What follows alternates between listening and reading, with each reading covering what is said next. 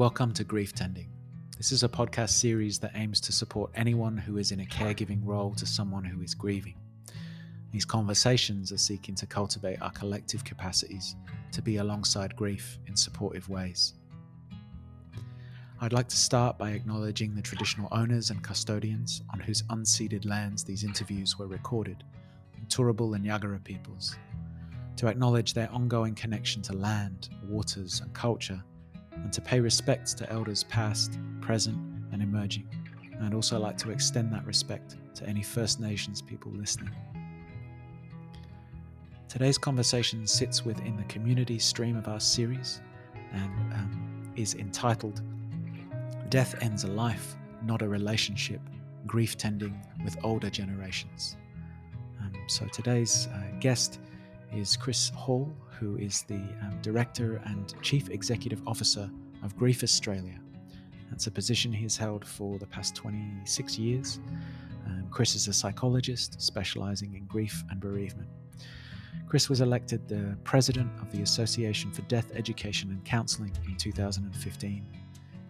In 2007, he was elected to the Board of Directors of the International Working Group on Dying, Death and Bereavement, and served as chair from 2010 to 13 as the Secretary and Treasurer. The Association for Death Education and Counselling in 2018 awarded him the ADEC Service Award for his commitment to the field and advancing the study of death, dying and bereavement. Chris is a Fellow of the Australian Institute of Management and is also an Honorary Fellow of the Department of Psychiatry at the University of Melbourne. He serves as the editor of the journal Grief Matters, the Australian Journal of Grief and Bereavement, and is a former associate editor of Death Studies. And since 2010, Chris has also been a member of the Coronial Council of Victoria. The title of today's episode is Death Ends a Life, Not a Relationship, Grief Tending with Older Generations. And the conversation today really wove through some theoretical considerations in relation to how we think about grief for older people, but also really landed a number of practical suggestions, things that family and friends can really look to incorporate and try and remember when they're supporting either their own parents or our own grandparents when they experience bereavement or are receiving palliative care themselves and preparing for end of life. So in this episode, we really talked about the importance of practical support and just showing up and being present for people.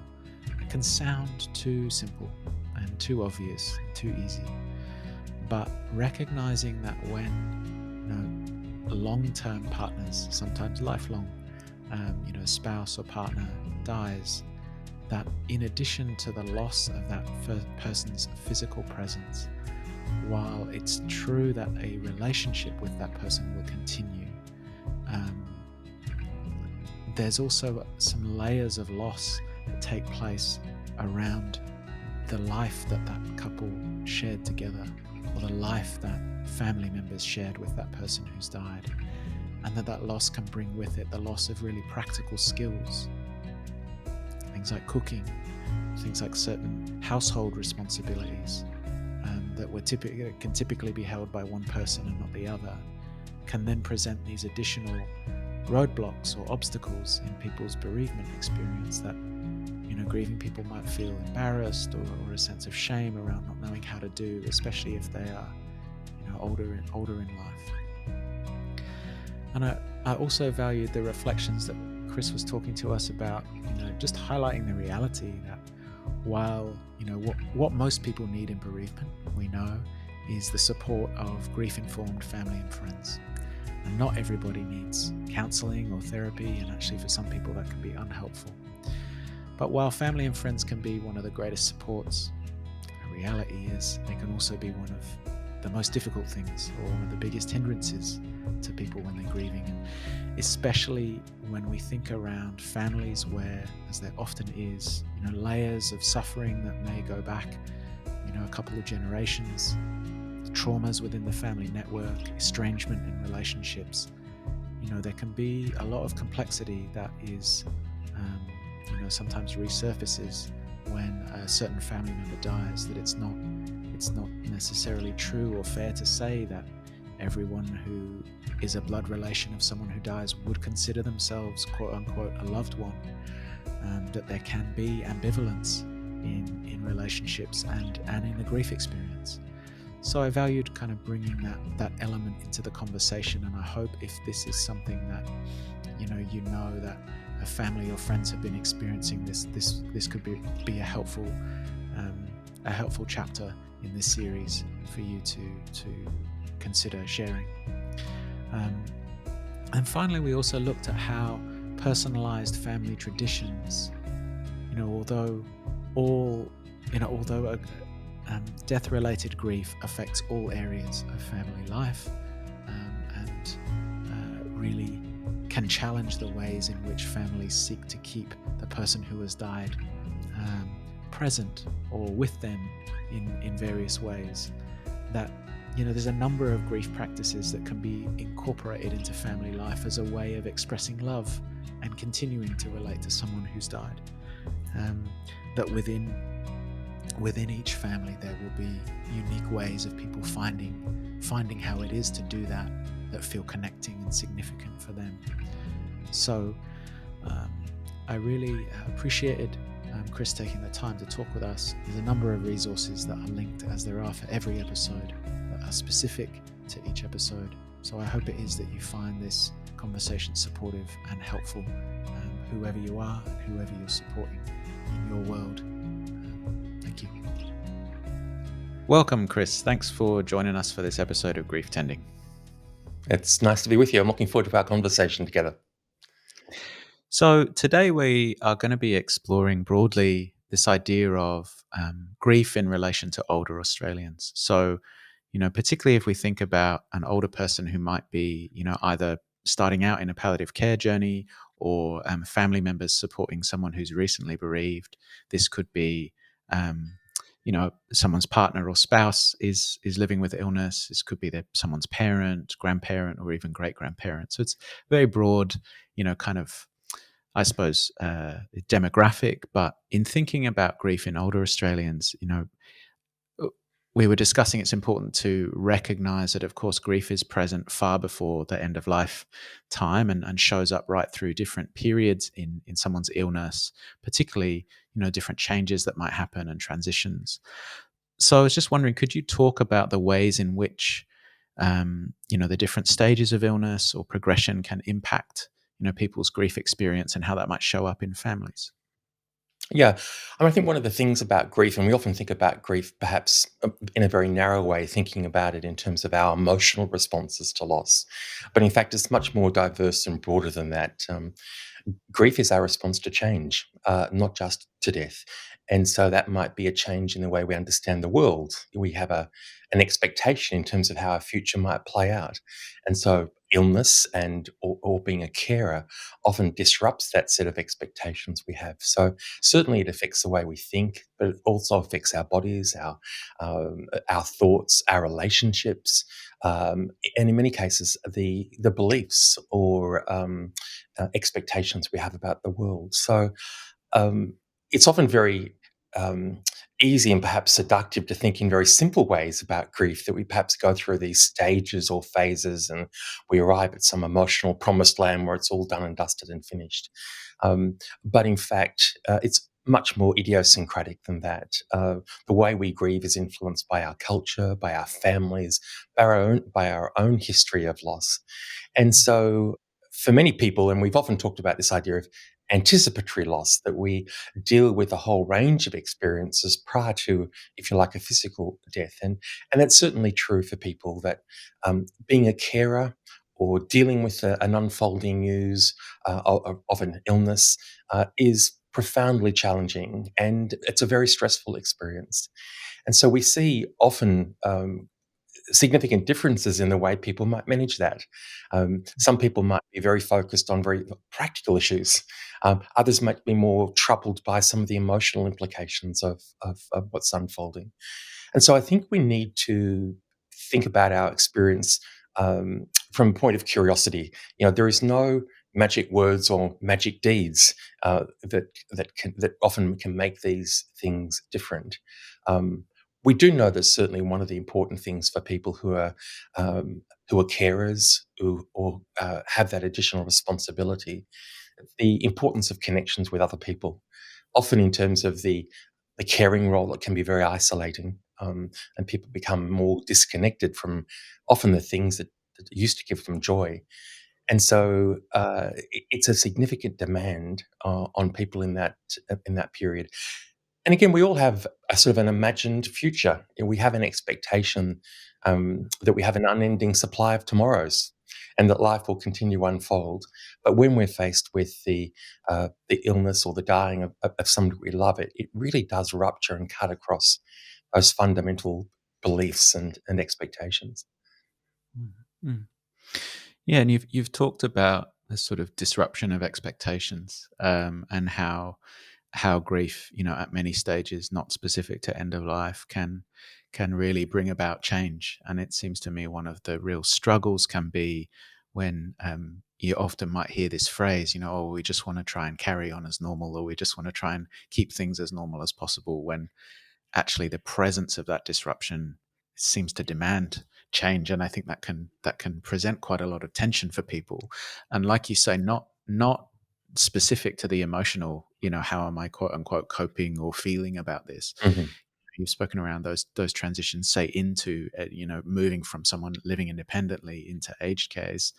There can be huge layers of grief and loss around the home, and all of these things just seem so immense. Absolutely, and I think the home is often the place where we house our memories and our experiences and family events and connections. And so for many people to move from the family home into an alternative setting, even though we might speak very optimistically and positively about that new place, there is often, I think, an unrecognized loss of that move from the environment. I remember a couple. This woman had a profound stroke, and there was a conversation with her husband, and in many ways they were saying how this is the best thing for her and the best thing for you. And as they were walking towards the door at the end of this case conference, this man just started to sob, and it felt very much to me that that there'd not been any recognition of the significant change that this would be for him.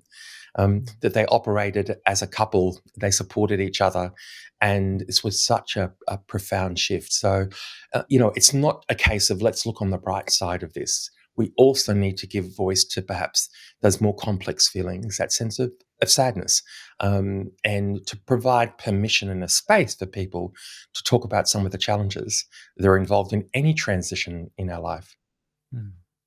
Yeah, it's so true, and obviously it's a more explicit one, I suppose, if people are moving from during the course of illness, are in a situation where they need to change the location of their care. But Hmm. we were talking in another episode with Bridget Sumser around even when people are able, thankfully, to remain at home with good provision of palliative care, that even the loss of something like, if someone's been a keen gardener, they kind of are no longer physically mobile to be able to go and do that. That there could be a thought of, oh well, let's put mum or grandma sort of facing the garden so you can see out the window, whereas actually that might in itself be quite a really difficult and confronting thing for them to be forced to look at this thing Absolutely. that they Yes. can no Yes. longer engage with. And that really sat heavily with me when we spoke about that. So I think you've talked about these smaller triggers and how they can really signify connect to much more significant things in people's lives. Absolutely. And I think when we think of losses, we need to think in terms of losses that are both tangible and intangible. And so for some, it might be a loss of privacy, a loss of a sense of dignity, um, uh, being showered by somebody else, being, having no controls around perhaps timing of meals or so forth, or, needing to move on to thick, fluids, for example. All these things in terms of our sense of our identity, our sense of independence and control are all significant aspects of loss as well. And you're right that grief. we don't get to a point where our grief goes away. There was this idea once that what people need to do is they need to just let go and say goodbye, and that's all in the past. And we know that that's not the case, and it's often triggers many years later. I think of a woman who was doing the shopping and they were playing a piece of music. She had to drop the trolley and get out of there before she broke down. A woman whose husband had died, and she went to fill the car with petrol, and she was in tears because she couldn't find the fuel filler cap because her husband always kept the petrol topped off for her. My mother, after the death of my father, going to the bank and walking up to the teller and bursting into tears. It was my father who managed the finances, and this was yet another reminder of his absence. But it was also a skill that she didn't have. And so for many people, the loss of somebody means that it's not just the loss of the person, but there's a whole loss of skills and knowledge and responsibilities as well. And, this is why one of the reasons that grief is so stressful. It's not just the emotional work that we do, but it's also those problems of daily living. And the new things that people need to do. Again, I think of a group of women who are in a bereavement support group, and a number of them talked about the lights going off in a blackout and not knowing how to fix a fuse. And so we brought an electrician into the group and had a session on how to replace a fuse and other things around the house. And again, these are very gendered examples, but a group of guys who said that after the death of their wife, that they realised their kids couldn't survive forever on 2-minute noodles, and so for them it was developing some skills and capabilities around cooking. So it's a little sad in both those cases, but it's the sense that often these are really practical stresses that people deal with as well. Yeah, and also, as I hear you talk about those, and obviously they are quite gendered examples, but recognizing that intergenerationally, because you move up a generation, the ways in which those things were related to and held, across, different gender roles were very different from typically how they are now. So even that awareness, I think, is something that could be helpful for people to realize that actually so often the focus in when we think around offering support to a bereaved person is around emotions, thoughts, feelings, things like that. Whereas Yes. light bulbs, petrol, food are far more, kind of base level of Yeah. the hierarchy of needs, you'd say. So I think, And, you know, yeah, and I think that idea that they are both really important and they're both equally stressful for people. mm, I think the other thing is that we often have a view of grief, that grief is about talking about our feelings. And there's a focus often on, people need to see a counsellor, they're struggling with their grief. And I think that what that fails to recognise is we have different safe places, and we have different styles of grieving and engaging with grief. Some people need to wrap their head around what's happened. They need to make sense of what's happened rather than necessarily process all the feelings. Or I've spoken to many people who talk about they grieve when they swim because they can cry and nobody knows. Or mothers who've said that they do a lot of crying in the shower because they're alone and the kids aren't there. And for other people, it might be about raising funds for cancer research, responding to their grief in a very practical way. So I think it's really important that we don't process other people's experience through our own frame of reference. It might be that we're very comfortable to talk in emotional terms about these experiences of change and grief and loss. But for other people, that's not the case. So, yeah, it's a subtle but a significant difference in terms of how people manage and express grief. not process someone else's experience through our own frame of reference. I think this Yeah, is yeah, very, very and important. Yeah. and that also applies in terms of cultural practice, that we have cultures and faith traditions that have very different ways of managing their grief. They have different timelines, that have different rituals. So again, we bring our own particular uh, biases and comforts to the experience of other people. So again, we need to approach people with a sense of humility, to see them as experts in their experience. And again, as I said earlier, to be curious about their experience. Teach me what this experience is like for you.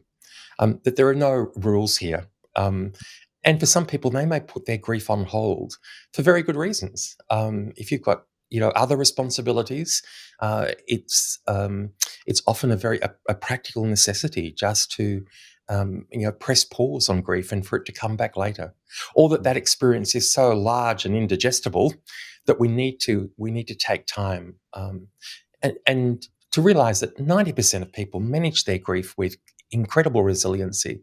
Um, yes, granting that it's a painful process, either as a carer and moving through that process, that experience of living and dying with someone that we love, but most people with supportive family and friends, manage that, and they could reconstruct a new world in the wake of the death of that person that they love.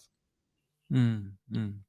And in the process of that reconstruction of the world after someone has died, you've spoken quite a lot there around some helpful, I think, insights for people to consider when thinking about the experience of grief overall. When we think about families supporting, each other, different family members, particularly across the generations, I was really Mm. interested how you spoke about, family can either help or hinder someone's experience of grief. And often there's lots of attention around how we might help or people think of themselves as being helpful. I wonder if you could talk more about this. There's another side to that. Just like you said, let's not only talk about the bright side, talk about this Sure. hindering dynamic. Yeah. Yeah. Well, perhaps as I lead into that, maybe talk in terms about grief in relationships. So we often talk in terms of loved ones, or the death of a loved one, and relationships are complicated. Sometimes it's not necessarily a loved one. It might be somebody where we have both very positive but also negative feelings as well. So again, I think we need to be careful in terms of talking about relationships, that relationships can be complicated. Um, Death is really a time where there's reconciliations if there've been very complex relationships over time. So I think that's important for us to be mindful of. But I think, and the research would support the idea that families can be the most helpful um, resource for bereaved individuals, but also families can also be the least helpful resource for individuals. So again, like the answer to most questions, it depends. I mean, families in the research have been identified as the most helpful resource for bereaved people, but also at times the least helpful. And families are complicated. But families also have their own set of sort of feeling and grieving rules. So we see in some families where um, uh, there is easy and ready conversation about what's transpiring, or there might be a sense of silence. There might be an individual who's given a particular responsibility, or to carry a lot of all the practical demands, and there might be others that feel excluded.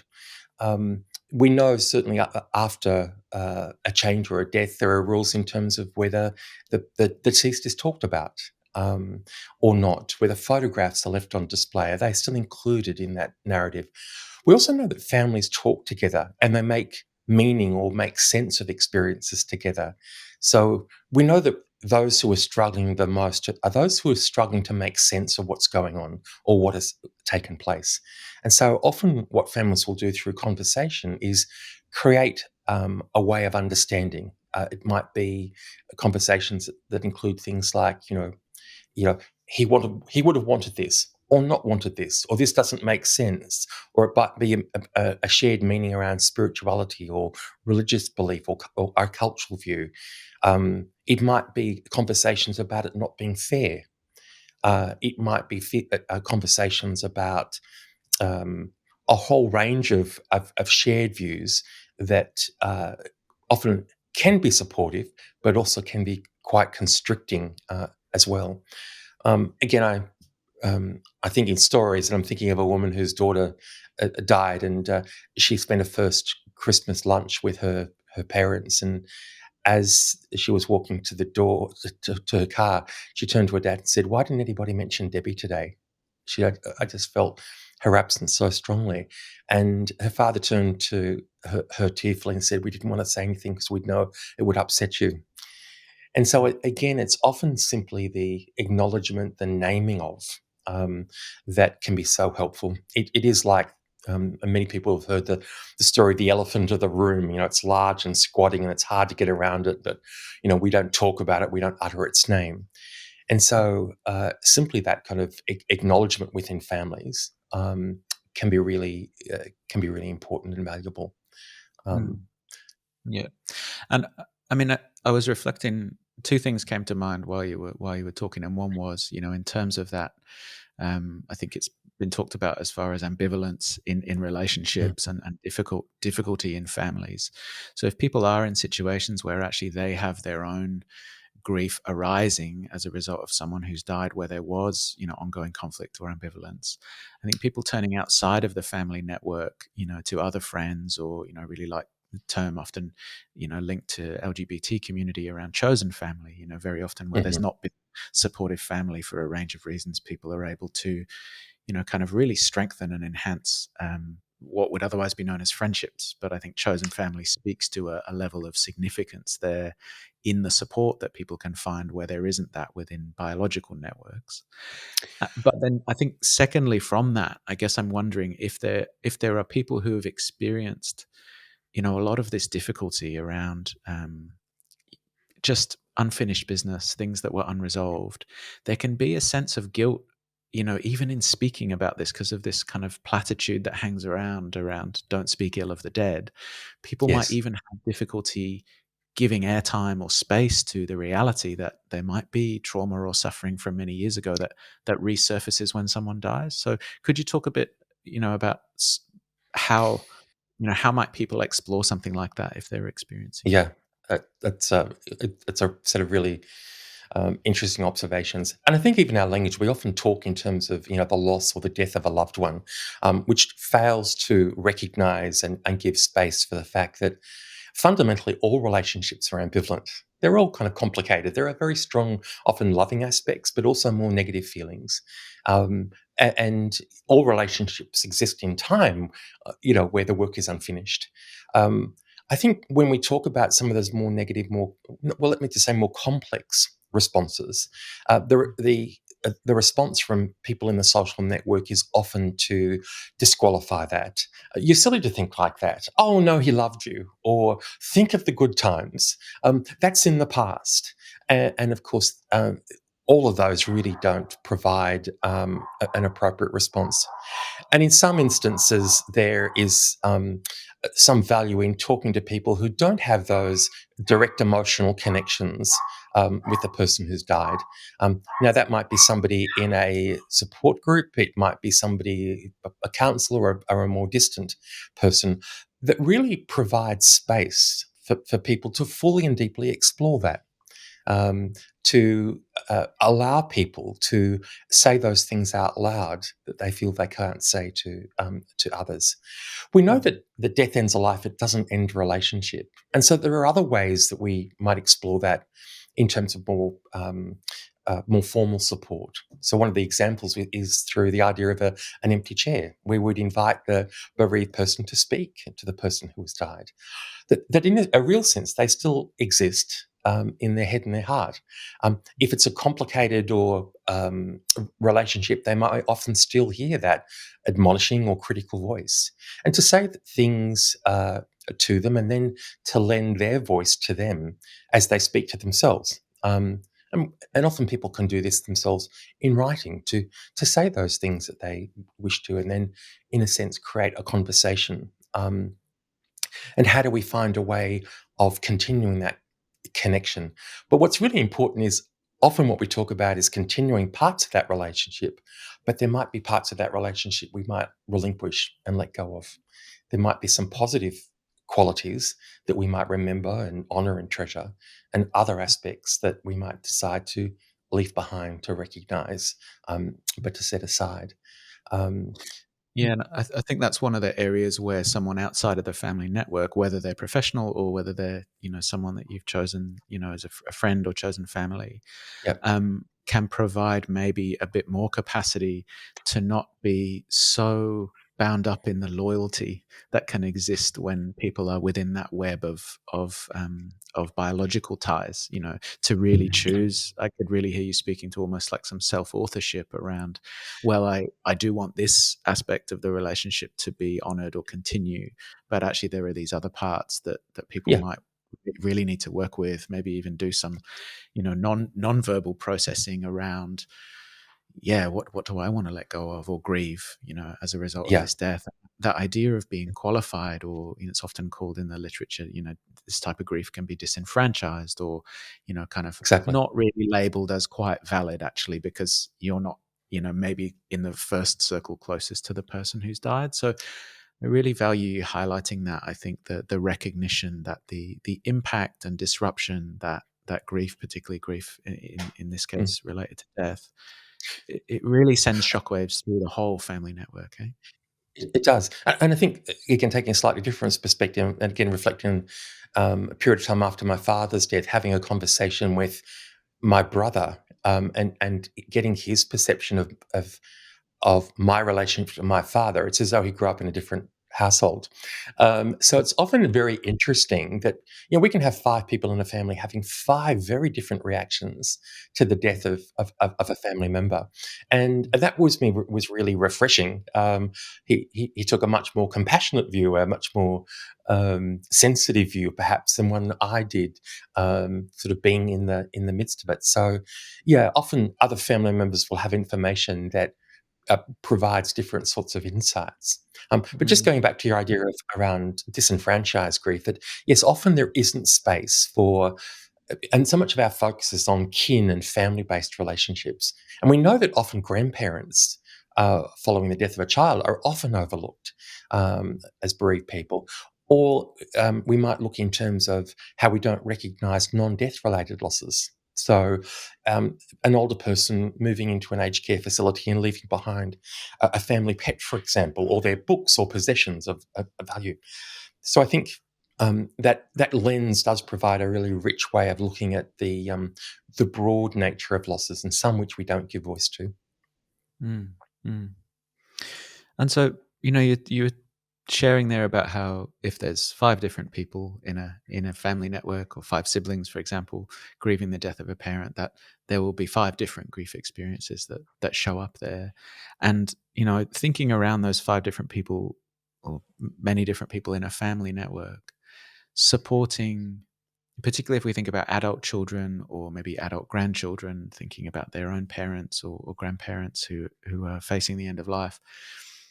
There's specific ways in which the grief experience is different within the same generation. But then as people move up, I think this idea you referenced before about whether or not people talk about grief, and the assumptions that are made if someone's not really talking that much, that they're in Mhm. denial, or they're not processing it, or something like that. So I just wondered, if you could kind of follow on that track a bit in regards to things that adults within a family supporting older people could maybe be aware of. You've spoken about this idea of the need for curiosity and humility, like that's a good baseline.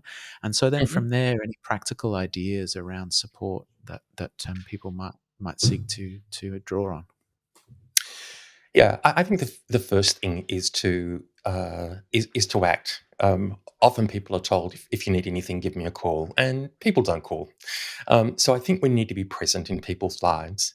Um, we also need to consider that the level of intimacy or connection, uh, at that point in time, needs to be in some way in accordance with our history of that relationship.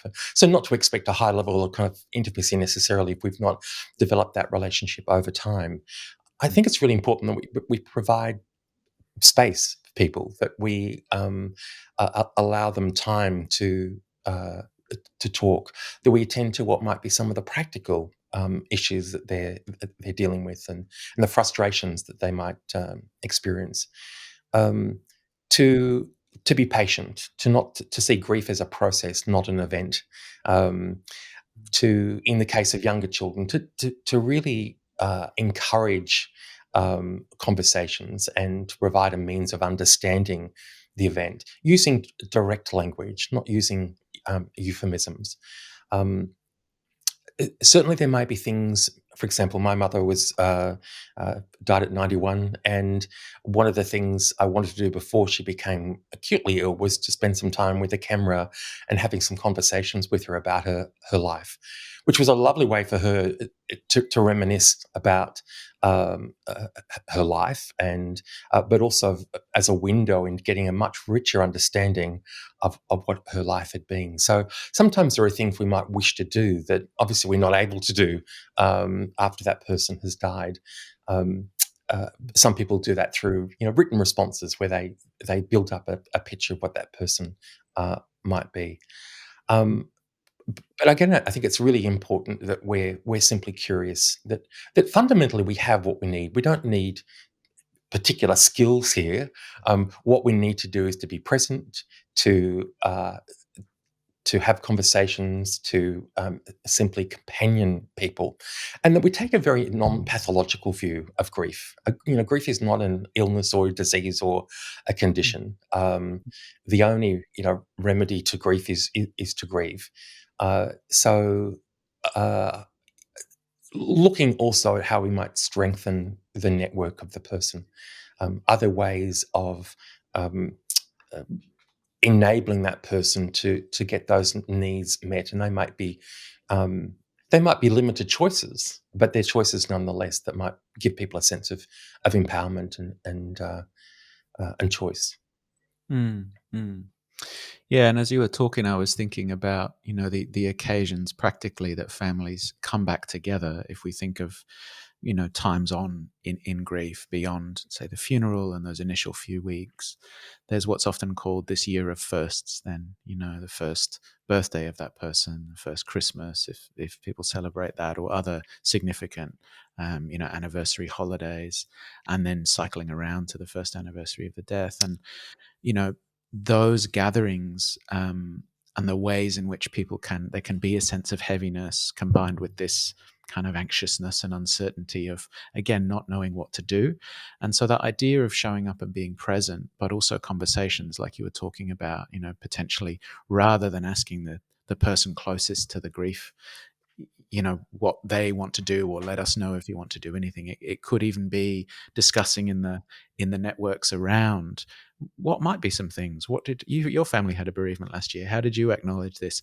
People often are Exactly. looking for, and I appreciate we're offering some principles in this conversation, but I think it's interesting that when we come to thinking around how an individual or a specific family, it sounds such cliche to say families are unique, but I think Mhm. applying those principles into a specific family context will be, unique, will look like that family's life. Bringing in a ritual from outside that doesn't in any way, connect to the lived Resonate. reality of your own family Yep. is Yep. I'm not sure that that's necessarily so helpful. So Yeah. this idea Yeah. of signifying rituals in a personalized way, or a way that's in Mhm. accordance, sounds to be Yeah. important. Yeah, I mean, I describe grief as love with nowhere to go. It's an energy. Yeah, it's a force, and it seeks expression. And what we can do when we give it expression is um, uh, provide a meaningful way for expressing it. And we don't have to think in elaborate terms in terms of a ritual. It might simply be to light a candle. It might simply be to put a photo out. It might simply be to tell a funny story, um, but it's something that provides a container for our grief. And this is really what rituals do. They provide a way of holding our grief together. Um, and we move into this experience, we move out of it. It might be to plant a tree, or a bush. It might be to cook a recipe that resonates. It might be to wear a perfume. It might be to play a piece of music. But often, what these things allows us to come together and to recognize that loss, and then to continue on. And I think families often come up with the most creative and wonderful ways of doing that. But I think it's something we should encourage families to experiment with, and it might be quite simple. In some Yeah. families I've known, they've gone to a particular place overseas. So one of the things about these firsts is it's often 4 to 6 weeks before the event where people become quite anxious and worried. And so it's important to think well ahead and to say, is this a chance for us to create a new kind of ritual? Is this an opportunity for us to do something slightly differently?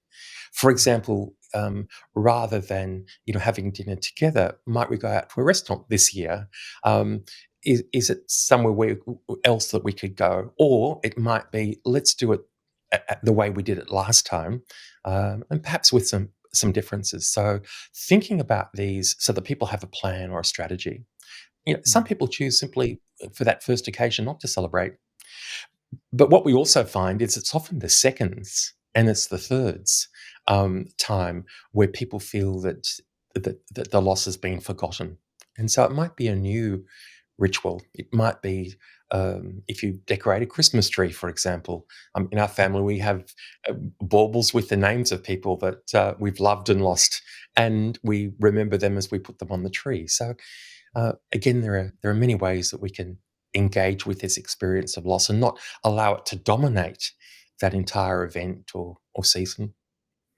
Which I think if there's some sort of a container that you've been able to talk with the family about, symbolic container, then it really seems to echo this idea of grief being an ongoing process and not an event. I think this is such an important thing for people to remember, that this will continue to be present through the rest of family life, and it's not some reflection of somebody not dealing or avoiding or something. If that keeps being present, actually that can be a very healthy thing.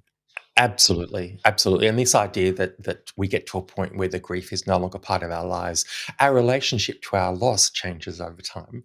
Um, but you don't stop loving, um, whether the person is physically present or not. And so I think that's often an unrealistic expectation that I should arrive at a point where there is no emotional activation when I think about this person. No, that's just the nature of love, and it's the nature of grief. Mm, mm. Chris, thank you so much for your time and your insights today. I hope that this will, really be of use to people in practical terms as they're supporting, family and friends who are grieving. I did just want to ask as we close, sort of, you're the CEO of what was the Australian Centre for Grief and Bereavement, now Grief Australia, and you have a range of ways in which you offer support to people.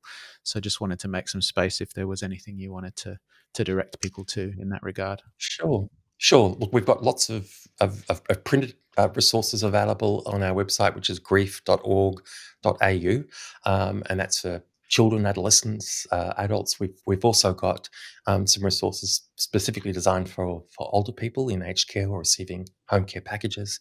We have a free app called My Grief, which you can download from the Apple or Android store, and that really speaks to how to support a grieving person. But also, if you're bereaved yourself, what are some strategies that might be helpful for you? And we're doing some work on revising that at the moment, and we're excited with the next version that's coming out. But yes, we also have a national toll-free number, and that's available through our website if people want to connect with us. Mm.